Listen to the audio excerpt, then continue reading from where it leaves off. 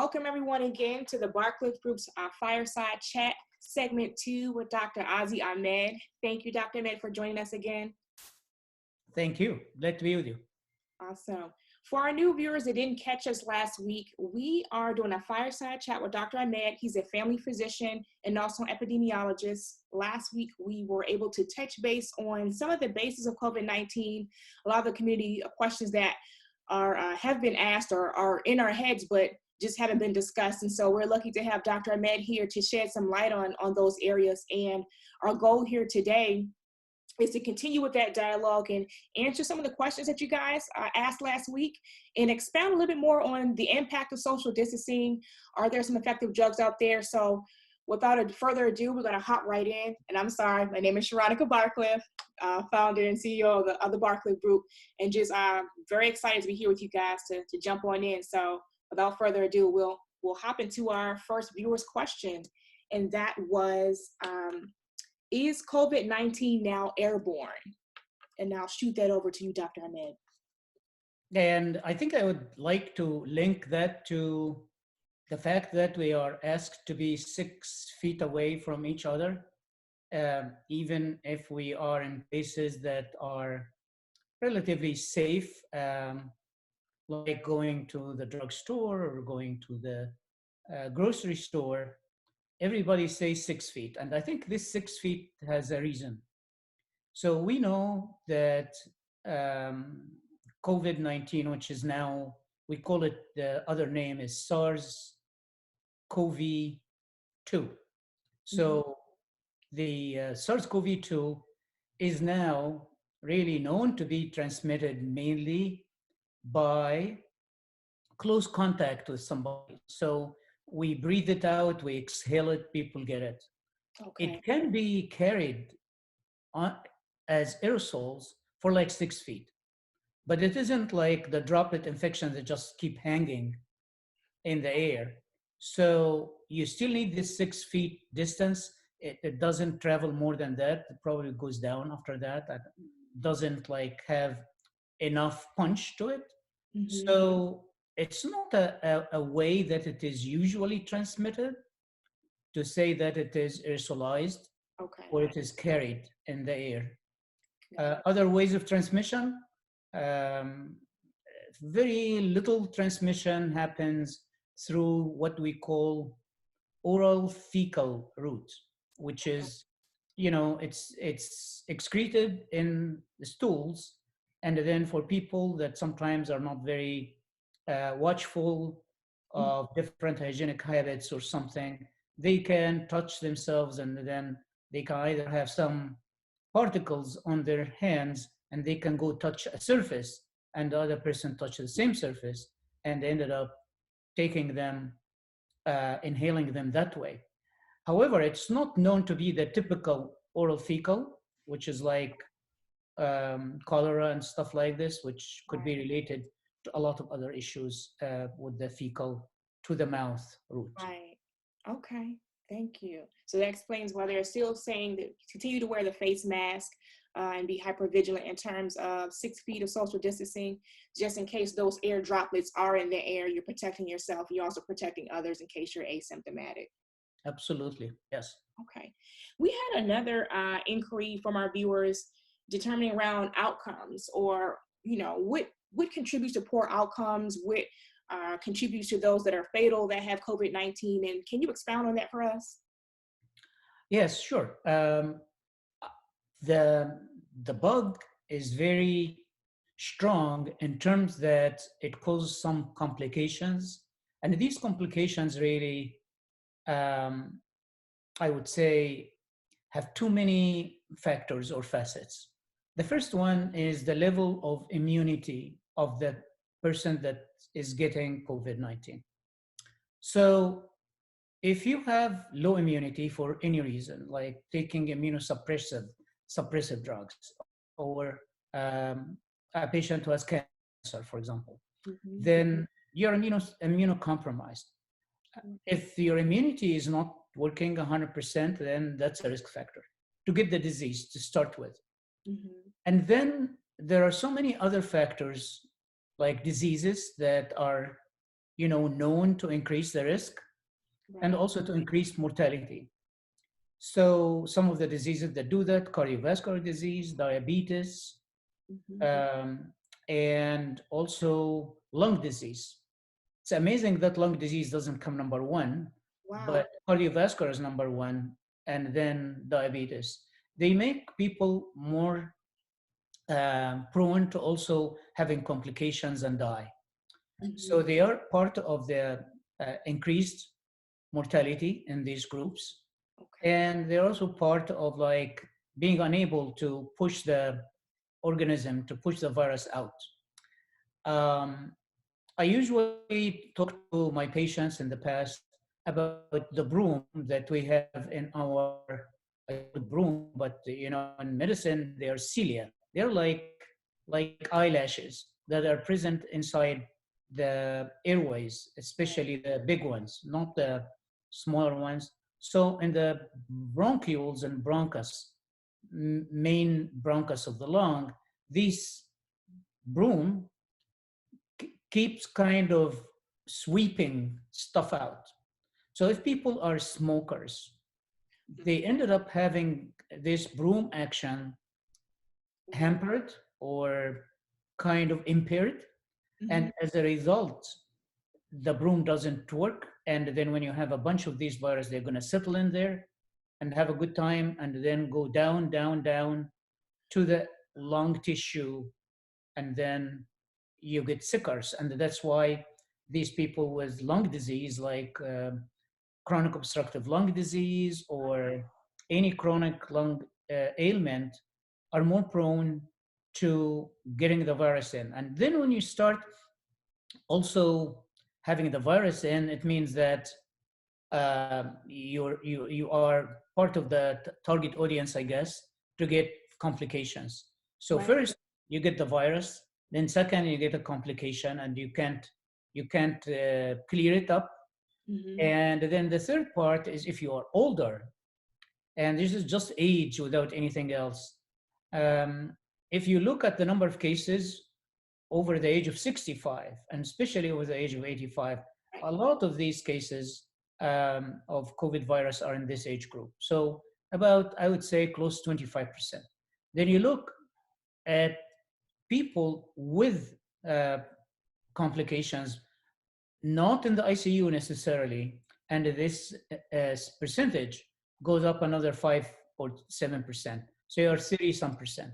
And then when you go to the people that ended up admitted to the ICU, you're actually talking about 50 some percent over the age of 65. Wow. So age, comorbid conditions or comorbidities, other diseases, and also like how your immune system is set up and if it is compromised or not. All these reasons result in people A, getting infected, B, having complications, three, die. Because people, even as a percentage of death, if you have fewer cases, you're going to get less people dying anyway, right? Right. Because you have fewer cases. So even if the mortality rate is high, having just few is better than having a lot. So these are the conditions that predispose, that make people kind of more prone to catch the virus and becoming more severe and Right. then needing to be in the ICU. And then a bunch of them ended up dying. Wow. And speaking of those groups, the immunocompromised, the more senior members of our community, what does care and treatment look for those individuals? What does that look like since they're already compromised by those categories? I think the best thing for people like that is to make sure they observe all the hygienic precautions. Because the best thing is not getting it to begin with. Mm-hmm. Right. So, you know, if they are socially distant, if when they leave, they ended up having a mask, like now we are talking about masks, before CDC didn't recommend them. Right. In my mind, they should have recommended them a while ago, Mm-hmm. but now they are recommended. Right. So, and if you can't get a mask, surgical mask, you can make one up. It's Mm-hmm. really easy to make it up. And there are a lot of YouTube videos and stuff like this that people can see how other people made them. Right. And they don't need a lot of things. They need like a maybe even a wash towel that you use in the kitchen, Right. and you get it and you put a couple of rubber bands, but you fold it and you put stitch glue Mm-hmm. and or glue stitch, and whatever people call it, and or you can stitch it like with a sewing machine.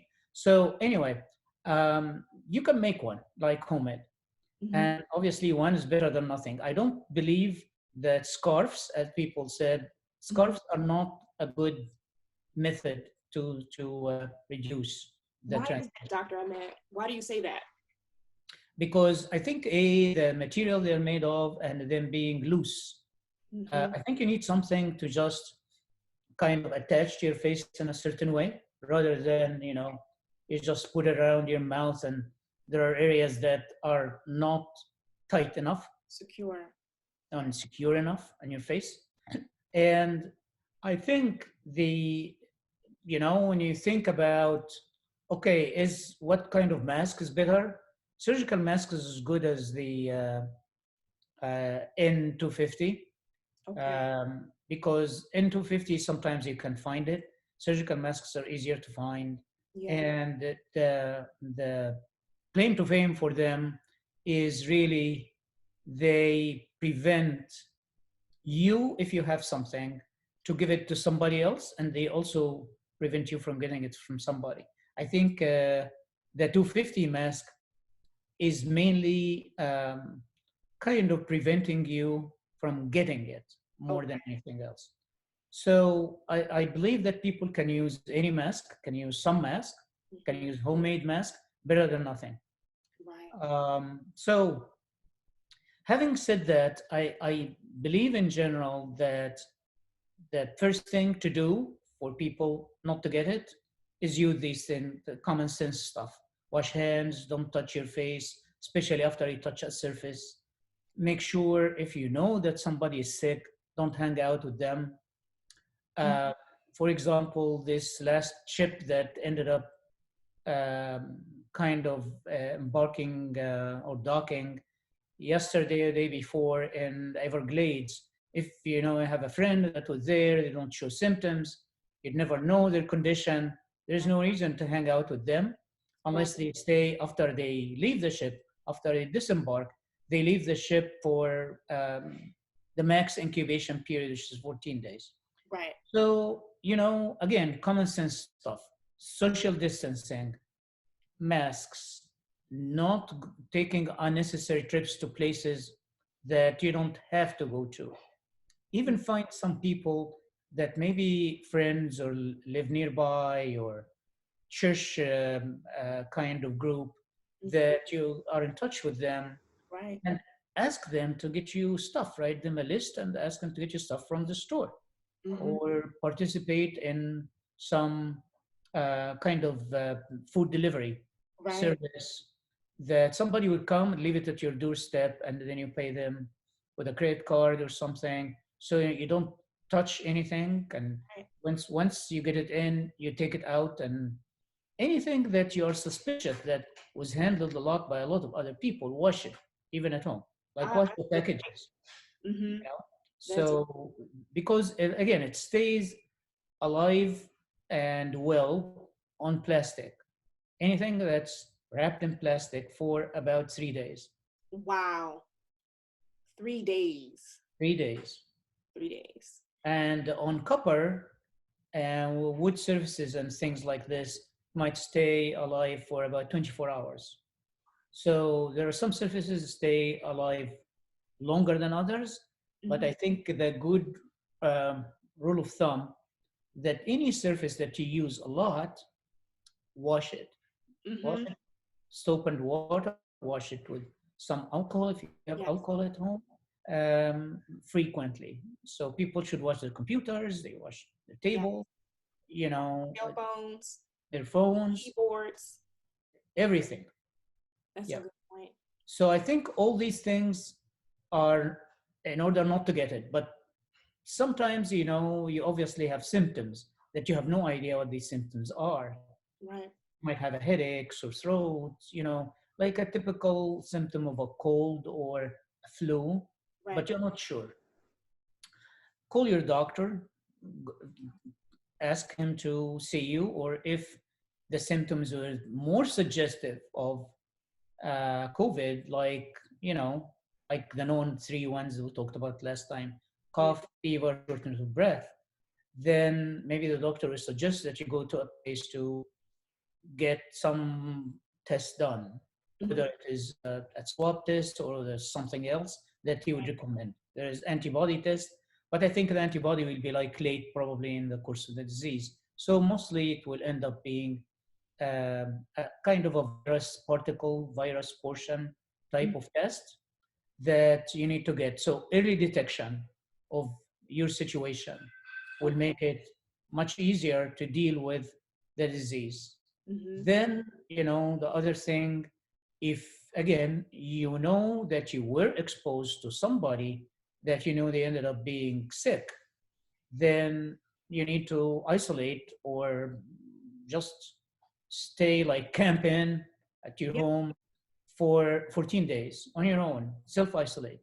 Hmm. Um, Try to stay home, meaning stay home, not like 50-50 stay home. Right. And there's a difference there, Dr. Ahmed, because folks are not really taking stay home, seriously, not everyone. But when you say quarantine, you really do mean quarantine yourself from others for that 14-day period. Yes, it is the most cautious approach, especially if you knew that you were exposed to somebody. Hmm. And after these 14 days, if you ended up feeling great, then at least you knew now this exposure didn't result in any kind of adverse event. Hmm. However, even for the future, till we reach the peak, till we reach the apex of wherever you are, different states have different times for these apex. These like we are the trend will be going down.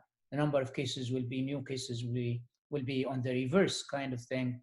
You better still self isolate until this is not as bad as it is. Right. Right.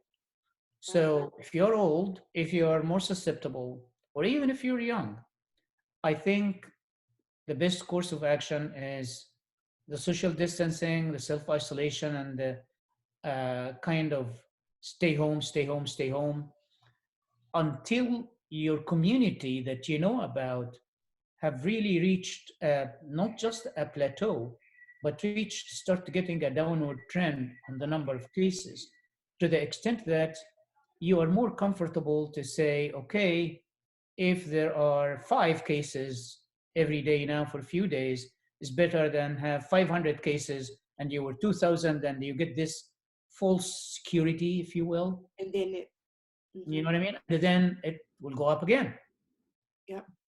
because it flies very fast. It gets to many people and it kills people. And we're excited because we are seeing from the news and media that New York is exhibiting a decrease. That doesn't mean it has flatlined or we've gotten to the bottom line, but we've just seen a decrease in cases. And to bring home your point, that doesn't mean we're done. We don't have to social distance at this time. It just means the cases are decreasing and the social distancing may be working. So, Yes. And there are sites on the internet that people can go probably and check their state or their city and see what, according to the models we have, when they will peak. So I think most of the country will peak around sometime in April, mid-April to end of April to beginning of May, okay. maybe except one city or one place that will end up being mid-May, but the majority will be like that. So again, obviously, common sense is common sense. Don't play Russian roulette with your life because when people start saying, "Well, it doesn't happen to me because I'm young, doesn't happen to me because I'm healthy," it happens. It happens to everybody. Right. I know down here at Georgia, CVS has begun having testing kits at Georgia Tech. And for those who believe they have symptoms as defined by the CDC, they can make an appointment to get tested. They say it takes about 30 minutes. So hypothetically, if someone tests positive, are there any effective drugs, or what would that next case scenario look like for that individual? Well, I think the use of drugs is really limited very much as we speak Mm-hmm, for various reasons. First, if you test positive and you have symptoms, mm-hmm, and you're not really among the very high risk groups, which I talked to about like a minute ago, the yeah, elderly, the people with conditions, some medical conditions, mm-hmm, then you kind of like at a lower risk of complications and dying and going to the ICU.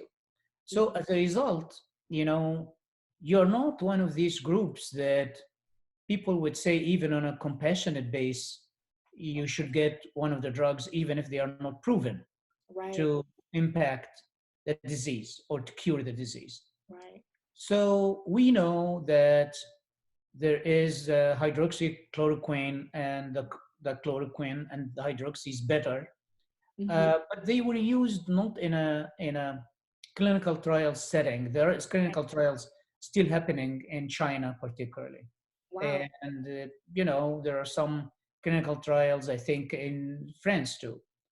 France has a lot of experience with hydroxychloroquine, and on a limited basis or on an anecdotal basis, uh, okay, it really helped. So okay, we know that it helped in few cases, mm-hmm, but do we know how much damage could it do? How much people might die from it? How much? right, Because it's a toxic drug. It's not like a Tylenol. Like some right, people might get eye kind of symptoms. Some mm-hmm, people actually, one person, I think, in the United States, ended up taking it, I think a couple, and as a prophylactic medication, wow, okay, and one of them died from it. mm-hmm, So they didn't have symptoms, they didn't have anything. They just took it thinking it will prevent them from getting it. yes, mm-hmm, And I think that the man died and the woman is in, uh, critical, has a severe case and in a hospital somewhere. I right. And don't that remember was, what state, but I don't remember the state, but I do think they were trying to be preventative and taking chloroquine phosphate, which we should explain to the community right now. Chloroquine phosphate and hydrochloroquine are not the same thing. they're If not the same. vendors on internet, browsers, and media, you can expound on this, Dr. Ahmed, the difference between the two. So I think from the malaria drugs, the hydroxychloroquine is better than the chloroquine phosphate. Mm-hmm. And I think both these drugs, but especially the chloroquine, is associated with cardiac toxicity, meaning that the heart can get crazy and doesn't conduct right, and then people can get heart failure and can die from it. Mm-hmm. It can also cause what we call kind of a, layman's terms, I guess. Uh, n- uh, the nerve in the eye can get affected by it to the extent that you can lose vision. Wow. So loss of vision is one, cardiac toxicity is one. These two are pretty big. And in addition to that, a lot of other blood kind of changes in your blood from these Mm-hmm. two medications. So because they were used a lot, we know about the side effects and we know about the adverse reactions. Um, if we continue to study them for a longer period of time, like maybe in the next few months, we would know about them in terms of what is the percentage of people that will be getting these, and if there are any precipitating factors that certain people are Right. more prone to these things compared to a younger person or compared to a person without any Mm-hmm. other illness, or you name anything. We don't know about these things yet, so I Right. don't want to say that the hydroxychloroquine or the chloroquine phosphate is like, both of them are like the best thing happened to mankind, because the jury is still out. Right. Um, the other drug is a drug that used to be used in Ebola um, epidemic in Africa. Mm-hmm. and it's called the Redemsivir. So it's an immuno kind of modulator, like change a little bit the immune system to the extent that you ended up, doing some fighting against the virus. Mm-hmm. So what happens with this is, as a result of these changes that it produces, it prevents the virus from making copies of itself and multiplying inside the cells that they are infecting. Mm-hmm. So it is promising, but again, it's under clinical trials. Right. And there is another drug that we use in HIV. It's called ritonavir, and it's in the same boat like Redemsivir. Mm-hmm. So they look like promising drugs, Mm-hmm. and they could impact either the virus making copies of itself or the proteins that they kind of ended up needing to have in order to make a full virus. Because this virus is partly what we call RNA, Mm-hmm. uh, and then partly proteins. So they need these two steps in order to multiply, to get multiple viri, multiple viruses. Got it. So I think the issue to me that really there is no current treatment. The treatment is still treating the symptoms, Mm-hmm. not doing anything else. There is another drug that looks promising too. It's a kind of an anti-inflammatory drug, tocilizumab, and tocilizumab is a drug that would counteract the effects of the bad actors in the cytokines, that the molecules that the body ended up making in order to fight the virus. And sometimes these molecules doesn't know which cell they could fight and which cell Ah. they shouldn't fight. So Mm-hmm. they kill healthy and unhealthy cells. They kill the virus and the other places that they shouldn't be killing. Right. So I think there's no way to really say there is one drug that's helpful, but all these drugs look like promising, Mm-hmm. but we need some time in order to really figure out the adverse events that happen from them, side effects that happen from them. Are they effective in certain people? Are they effective in some time versus another time while you have the viral infection? Mm-hmm. So it's still really a moving target. So I hope that people wouldn't run and try to use things kind of on their own, because they might suffer consequences. Right. That could be fatal. Thank you for that, Yes. Dr. Ahmed. And speaking of that, any closing remarks on today and limiting the spread, social distancing, what we can do in terms of prevention? I think the prevention and control are the two most important things. And when I say prevention and control, I think all of us could get the virus. There's nobody that's immune from the virus. Very good point. All of us, anybody, young, old, uh, sick, healthy, everybody. So I think keep this in mind. The other thing is we get it from a source, right? Mm-hmm. There is somebody that will give it to us. This source can be asymptomatic, a person without symptoms, but then they harbor the virus. Mm-hmm. And because they are not observing the most hygienic kind of things, they cough and they cough on things, or they cough on surfaces, or they keep touching, their mouth, or touching other areas that could have over their nose and then come out and then put it on a surface, and then you touch the surface unknowingly. Mm-hmm. So let's think that it's everywhere, and it's on every surface, and it's in everybody. Like, let's treat everybody as potential suspect, potential case. Mm-hmm. And as a result of this, then the things we do to reduce our exposure are so important. And if everybody does it, whether they are harboring the virus and asymptomatic, and whether they are not harboring the virus and they are healthy still, I think all these groups of people that they are on the healthy side or very early in the illness, they should just observe these hygienic methods and use as a mask. And in addition to that, eat well and stay home and Right. stay away from other suspected individuals that they could have an infection. Clean the surfaces that you use a lot, all that. Now we get to the other point that we need to reduce the number of infected people in a way or keep them under control. So, how can we do that? If you live in a state that you know, for example, that has high density of infection, like a lot of infected people in certain states, they are congregating in a certain city, county, things like this. In Florida, we have 2 3 counties that are responsible for about 50% of the spread Yes. of Hmm. the whole burden. So don't just go and drive there, because it's like your chances of finding or coming across somebody that probably was exposed to somebody That not high. being sick, are higher, right?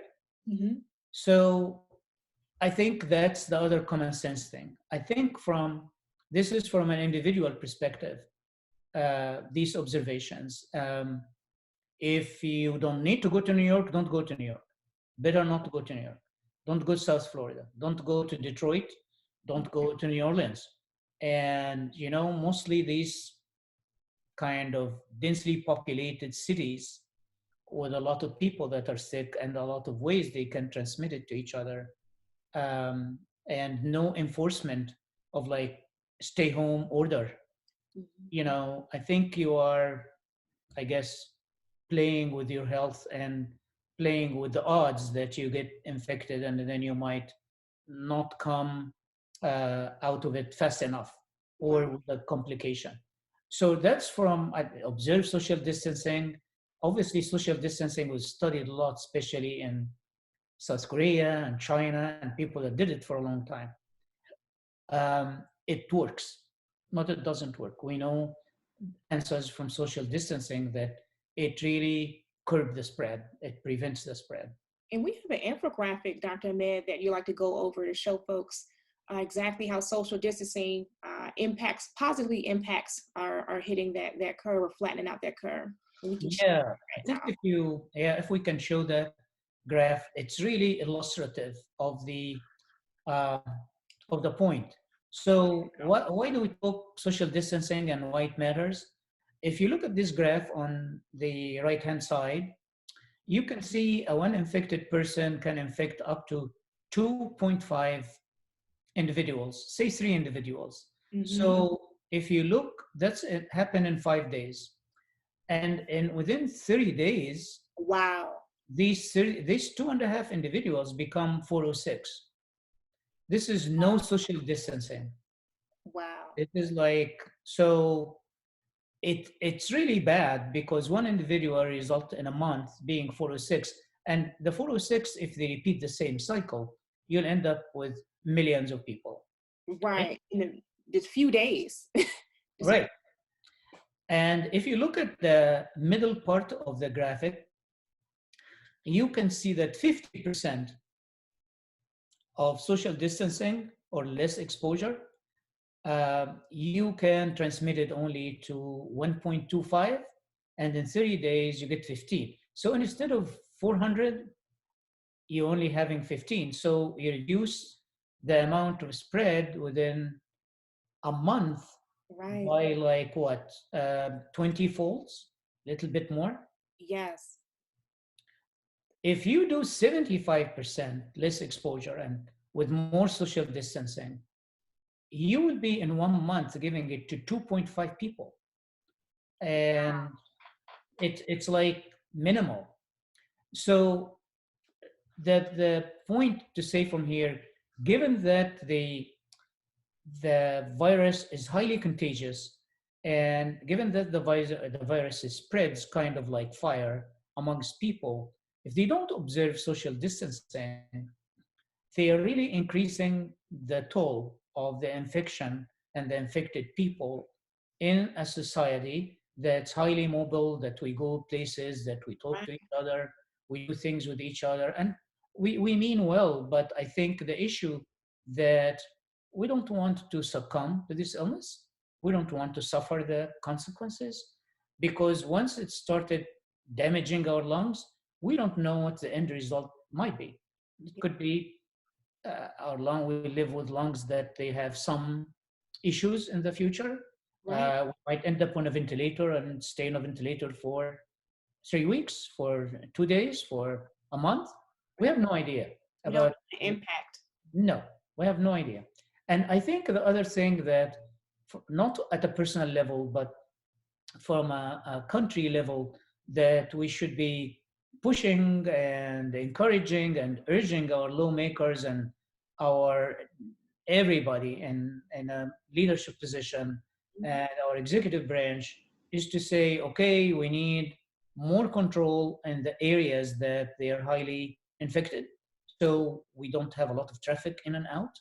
So Mhm. we don't have a lot of people out of these areas becoming similar to these areas in terms of the intensity of the infection. Mhm. So we really wanted to impact um, people that are in places of power, to make sure that the decision making is being kind of done prior to reaching a point like become another New York. Exactly. Exactly. And that's a great point that you bring about in terms of those who are in leadership, just taking the reins and really instituting measures to protect the citizens of their respective counties, states, and the country as a whole. The key thing that I've heard here is prevention. So if you're in Idaho or North Dakota, where occurrences of COVID-19 cases are very minimal, you still want to take those preventative measures to ensure that your population doesn't become the new epicenter. Um, so Absolutely. just bringing home that point that we've been discussing today in terms of what we can do as a community and what we can do from a leadership standpoint. Absolutely.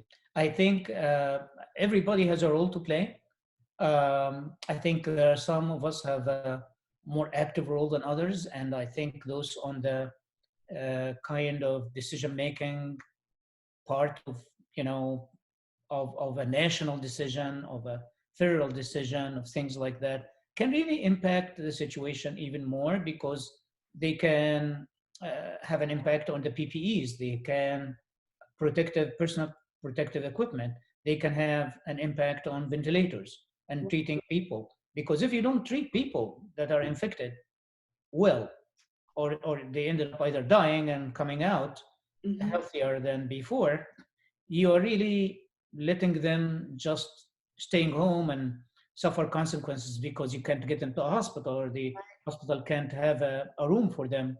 Space. So, we should encourage resource kind of adequacy, I guess, in various communities. Right. And we should make sure that we manufacture the right things that people need, whether healthcare workers, they need masks, they need protective equipment, Right. or people need some of these things too in their daily lives, Mhm. especially if they live nearby highly infected area. Yes. And we need to make sure that these things are available to everybody that needs them, whether they need them to treat people, whether they need them to prevent the disease from further spread. All these things need to happen at the same time, Right. rather than wait till one community get more cases and get more patients and get more death, and then at this point people try to pay attention to them. That's too late. Right. It's already hit. So essentially, we need to sing from the same song sheet and kind of tackle this in a uniform fashion. Very, very good points. Yes, agree. And I hope again we will come, um, once this is over, and like I'm saying here, I hope it will be over by sometime in May or end of April, in Right. terms of, like, at least we'll go on a downward trend. Right. And again, we don't need to immediately go to the things that we're doing before. We need to go gradually into some functions that we still use personal protection methods while we're doing these functions, until we feel that is this virus like completely eradicated? Is this everybody is becoming more immune? Do we have a vaccine? Things like would give us some feeling of really overcoming it rather than it's just we're living with it. Exactly. Very, very terrific last thoughts. And again, I want to reiterate, once we do come over this, folks, and we're able to get out of self-quarantine, there still is a curve of downward spiral. We're looking to make sure that the community has built immunity, as Dr. Ahmed said. So take social distancing seriously. We are seeing improvements, but again, it's going to take us a gradual process to get back to our new normal. So Yes. again, thank you, Dr. Ahmed. It's always a pleasure having you here in our Fireside Chat. For those of you who are joining today, check us out. Go check our Fireside Chat out last week. It is up on the Barclay Group's YouTube channel, and we will be talking to you guys fireside soon. Thank you for joining us. Thank you.